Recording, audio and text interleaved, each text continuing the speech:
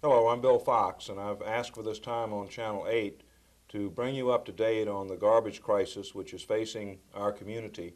And I hope in the course of this program to enlist your support in doing what has to be done to attempt to get the officials at county and state level to take a different course of action. With me are Busch, who is our Township Attorney and who has been more or less leading our efforts in the legal side of things to deal with this problem, and our Director of Public Safety, Tyrrell, who must deal with the problem on scene on Route 18 and on Edgeboro Road. What I'd like to do first is ask Bert to describe what has been going on for the past several months.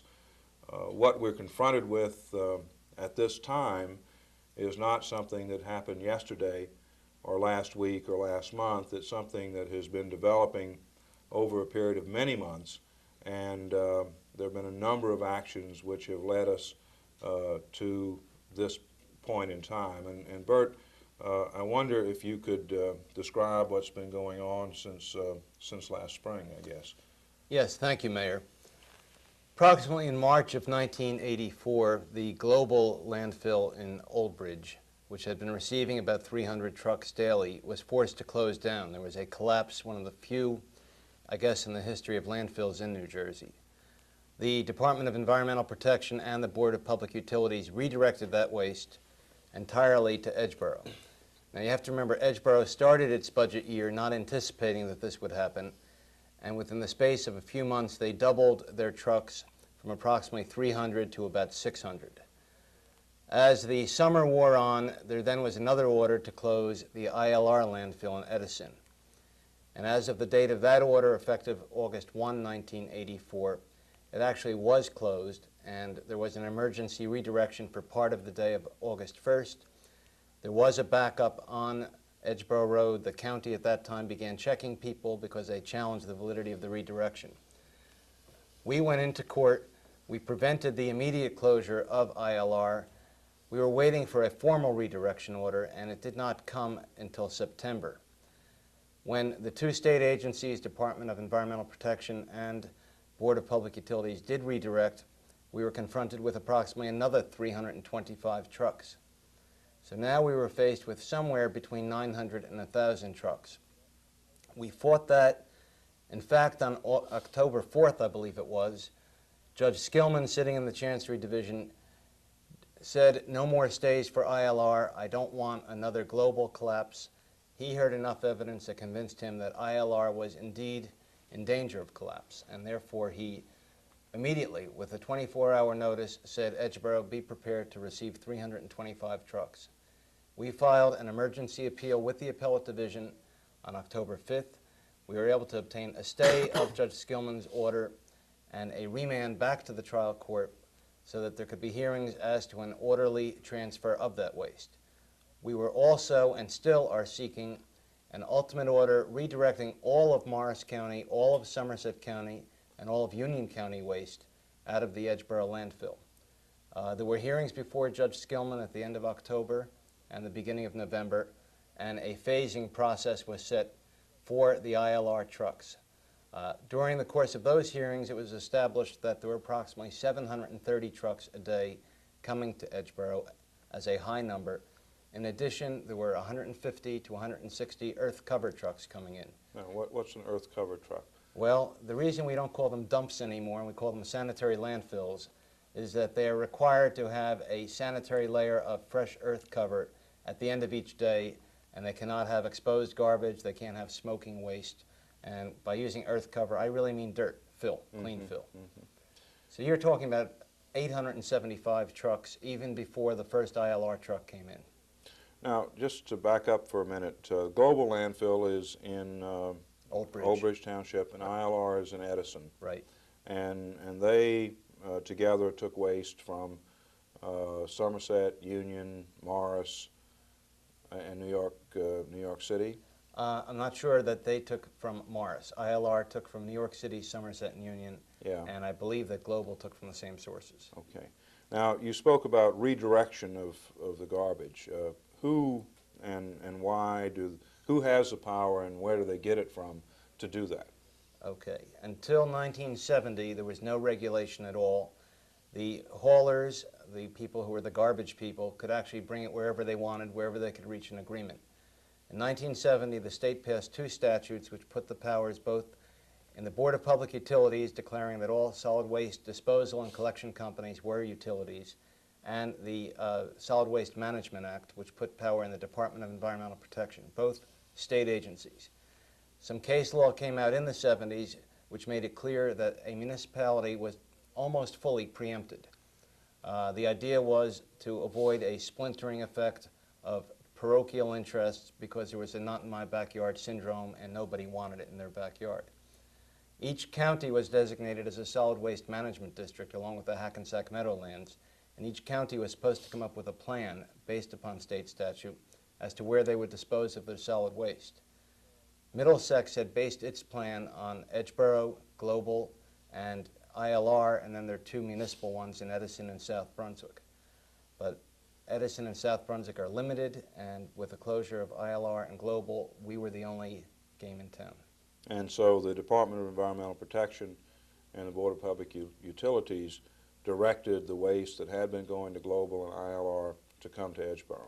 That's right, and we are contesting the redirection to Edgeboro, and we hope to have arguments in that very shortly. I was at the point, and maybe you'd like me to continue, as to what's happening with ILR. Yeah, why don't we just cover that briefly? Okay, the scheduling order that the judge has given us is that all waste going to ILR on Saturdays, and that's mostly a half day, will be redirected to Edgeboro and East Brunswick as of the first Saturday after Christmas, December 29th. The waste that emanates from Union County and part of Somerset County will come in at the end of January 28th, 1985. The rest of Union County will come in on February 22nd, and the balance of all other waste will come in on March 25th. We are trying to keep New York City waste out. Unfortunately, DEP does not regulate New York City waste, and if they come in and can identify that they have no hazardous or toxic waste, then the landfill operators have to admit them. Just one more question. These other counties don't have their own solid waste facilities? Correct. Not only do they not have them, they have certified to the Department of Environmental Protection that there's no site in the entire county of Morris or Union or Somerset that is suitable. They're pristine and they just can't get rid of their own garbage. They've basically taken the position that their land is much too valuable to waste on a landfill, and better to put it down in the valley with the folks in East Brunswick. All right, well, we'll come back to that, I expect. I'd like to turn to you now, Tom. What's been the impact of the redirection that's taken place so far, which really is only from Global, since the ILR waste stream supposedly is not to begin until the end of December?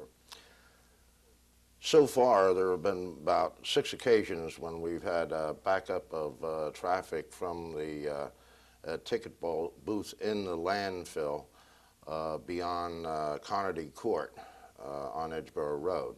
Today was the worst experience we had when it backed up to Old Bridge Turnpike, which is about 1.1 miles of garbage trucks. It also tied up the jug handle for your southbound turns from 18 into Edgeboro, as well as tying up Old Bridge Turnpike back to a point between the International Market at Tice's Lane and the shopping center there, about halfway. All right, we have some videotape that was taken yesterday, which would have been December 17th, and then we have some still photographs that were taken today of the backup. I'd like to roll that videotape now, and much of it is self-explanatory, but we may want to comment as we see this. This tape is taken on Edgeboro Road, and this is approaching the landfill from Route 18 and Old Bridge Turnpike. These trucks are lined up on Edgeboro Road outside the landfill, waiting to get in to dispose of their garbage.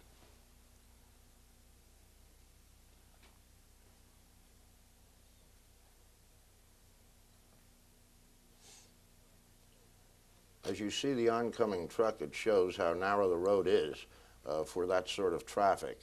It's 40 feet wide. It's not built to sustain that sort of thing. And with the large trucks we have now, which are about 8 feet 6 inches wide, they barely can clear safely, particularly since the traffic from the landfill on the northbound curbside has created so much mud that the trucks steer clear of that and drive more toward the center of the road.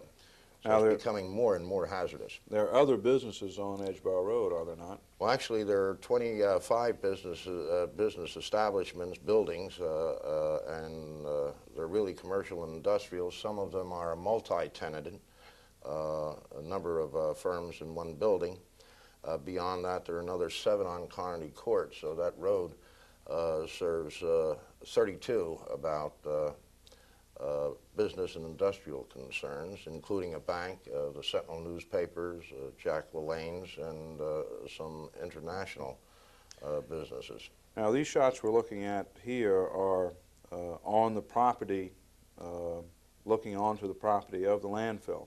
Yes, sir. And as I understand it, the trucks enter the gate and then they go to a place where they're checked in by an employee of the landfill. That's true. And how far is that into the landfill itself? I see the trucks are backed up not only on the road, but inside the property of the landfill as well. Probably between 1,500 and 2,000 feet, something thereabouts.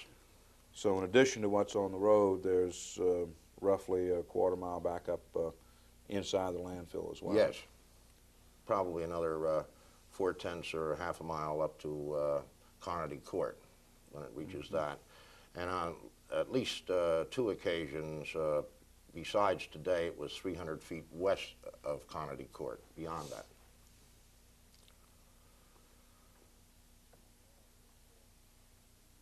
I might add that this videotape was made when it was wet. When it's dry, you can't see the garbage truck so well because the dust is so bad. No question, you become caked, and the preceding view showed how the vision of trucks emerging from the landfill is obscured by that line of trucks, and it is getting, as I say, more hazardous all the time.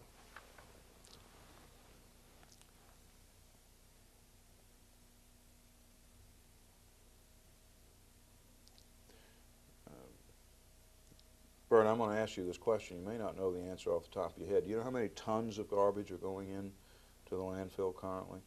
No, I don't know. I do know that Somerset County alone was putting in 300,000 cubic yards per year, I think 111,000 tons. I know that the bulk of the waste that's in the Edgeboro landfill comes from out of the county. Approximately 37 to 40% is in-county waste. The rest is out of county. But I can't tell you specifically how much goes in every day. Now, these scenes are, again, without the additional ILR traffic, and, of course, without any additional Morris County traffic. That's right.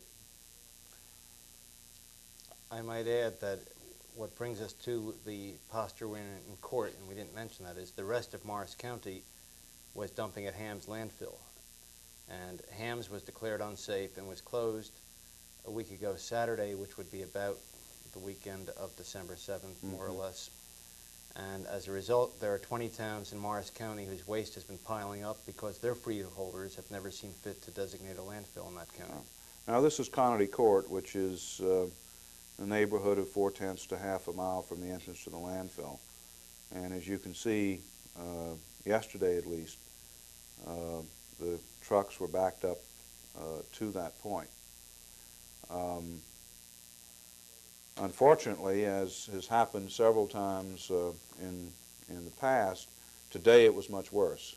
And we don't have videotape, but we have a couple of still photos that I'd like to show at this time. Now, Tom, one of your men took these photos, I believe. Yes, Captain Rotolo took the this particular photograph from the top of the Heritage Bank building, and you can see that the trucks are lined up right beyond the driveway there. Now, this is from Heritage Bank looking towards the landfill? Looking down toward the landfill, as you can see, the road winds. There's a turn there, and that's packed with garbage trucks. As a matter of fact, the garbage trucks are out to Old Bridge Turnpike.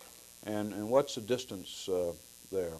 That's 1.1 miles right to the ticket point of the landfill. Inside the landfill, to the entrance of the landfill, it's about 3/4 of a mile.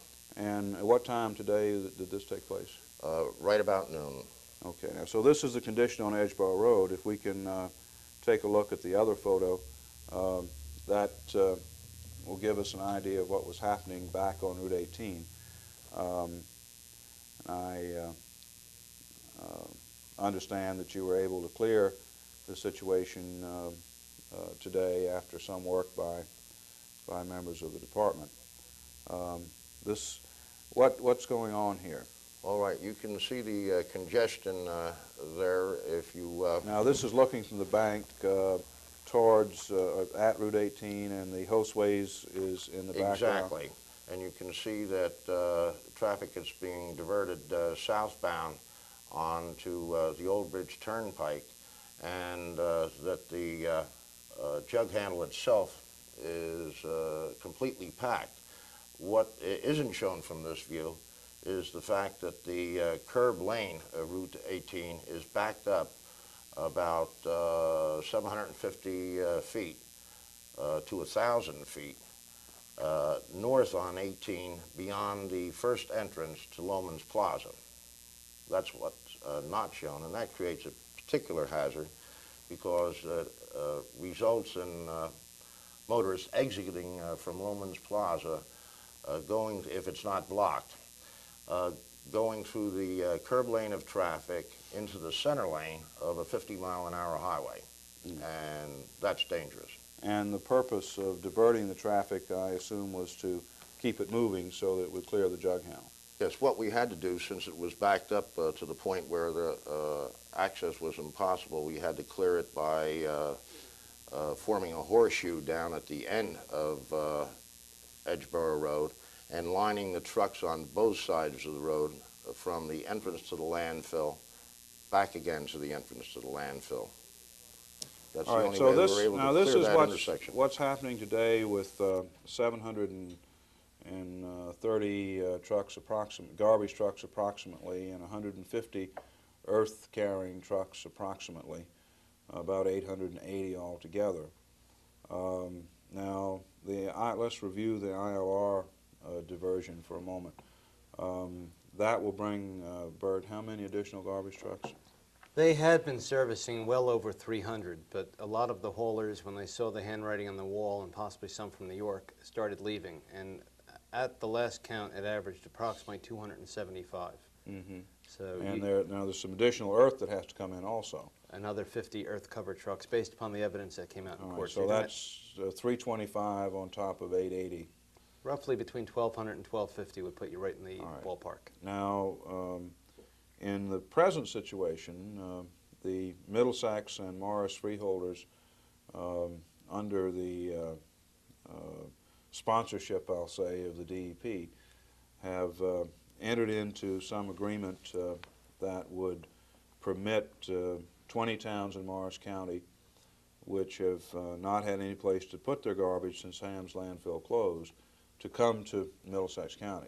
That's right. Now, I know that the agreement speaks of 55 additional trucks to service those 20 towns, but we learned something different yesterday, didn't we? We certainly did. We learned that while the DEP saw 525 tons of garbage being generated in these 20 towns, they simply used a formula and determined, based upon what they thought the length of the average truck would be, and concluded that there would be 55 trucks. We were in contact with the attorney for the Waste Haulers Association, who said that it was between 110 and 115 more trucks on top of our 1,200 to 1,250, and undoubtedly you'd again need another percentage of earth cover trucks, maybe 30. Mm-hmm. So you're talking almost 150 additional trucks.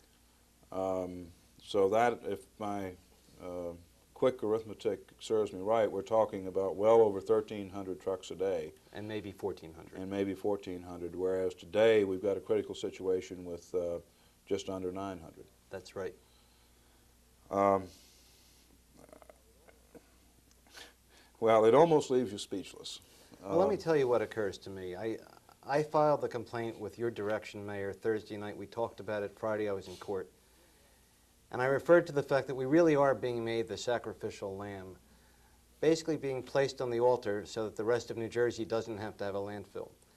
I saw some other references, and Edgeboro Landfill themselves have filed a complaint, and they refer to themselves as the whipping boy. And there's a lot of metaphor.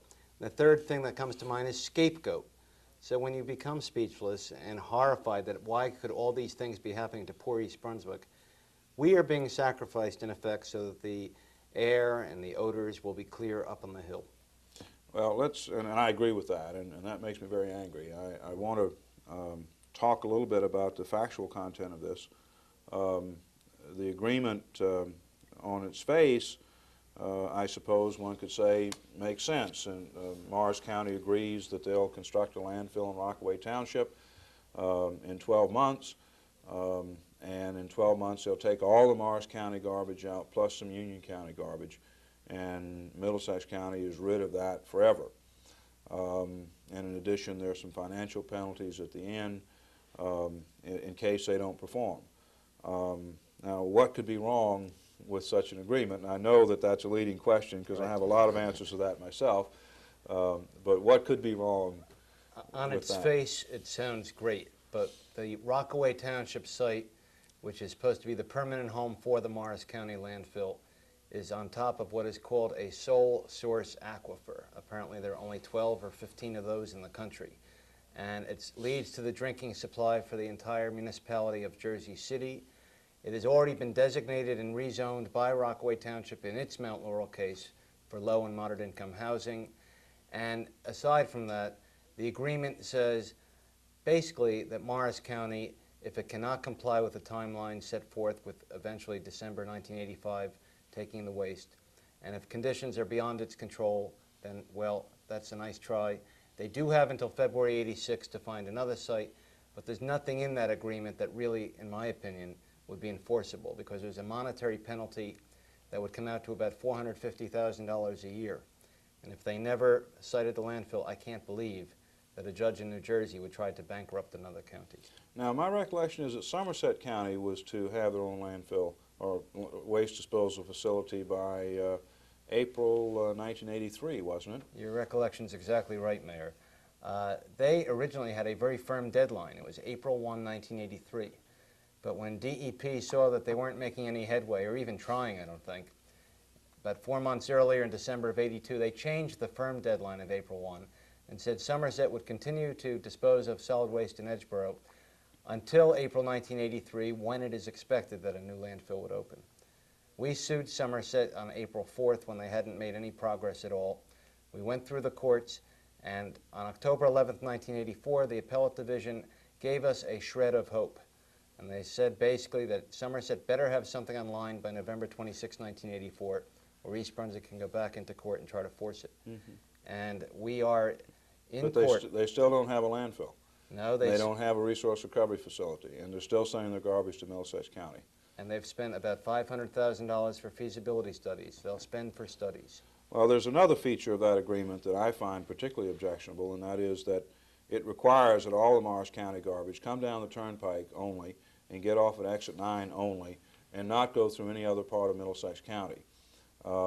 And it's my feeling that perhaps if the people in Piscataway and New Brunswick and Edison and Highland Park had to have garbage trucks going through their community, that the freeholders might not have been so quick to enter into this agreement. But I guess in the time we have left, the question is, what can we do now? And I know that the judge didn't sign it yesterday, and there's some action going on tomorrow, which is Wednesday the 20th. I'm sorry, the 19th. But let's assume that it's not signed. Can the freeholders, do you think, rescind their approval of this agreement? There was a condition in the agreement that it had to be approved by a court. Mm-hmm. The Middlesex County Council has said that that's an indispensable part of the agreement because he wants to be able to hold someone in contempt.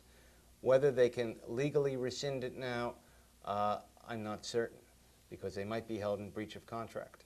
But they have said that if it only comes from a solid waste flow redirection order by the Department of Environmental Protection and the Board of Public Utilities, that won't be good enough for the Middlesex County freeholders. Well, what do you think we can do beyond the legal actions that we're taking? I see that there was a big rally in Rockaway Township last night. I've heard that Edison Municipal Landfill won't be touched because there'd be a riot in Edison. It's beginning to be my feeling that while you're doing an admirable job and a very good job for us representing us in court, that's not enough. I agree with you. I think that the people in the community, and many of them have called me even in my office, have to rise up, and when they feel their frustration, they've got to let the Middlesex County freeholders know, whether it's at their regular Thursday meeting or not, and they've got to appear in large numbers, saying, you know, we will not take this sitting down. The power of the people must be felt. It is so much out of our hands, no matter how hard we fight. There can be picketing on public streets if they want to do that, but I think hitting the freeholders where they live would make a lot of sense, because right now they're only hearing from officials. Well, a number of us are talking about what action we could take in terms of letting the feelings of the community be known. We have to, if we do something, it has to be in a big way, and this is where I look for your support, and I would hope that people of the community will keep an eye out for announcements of rallies or other events that will show the anger of East Brunswick. I think we have to send a very clear message to our freeholders and to Morris County. We don't want your garbage here. We don't want your garbage here. We don't want your garbage here. And they've got to hear that, and they've got to listen to us. And so I hope that everybody will look for and watch for what we'll be doing. I think we have to have some response, and we'll be keeping you advised of what that might be. I thank you for your attention tonight. Bert and Tom, thank you for coming. Thanks to the video crew for doing this on short notice. I hope that it's been informational and of value to the viewing residents. If you do have questions, don't hesitate to call me at home or at the office during the day. Be glad to try to answer them for you. Thank you.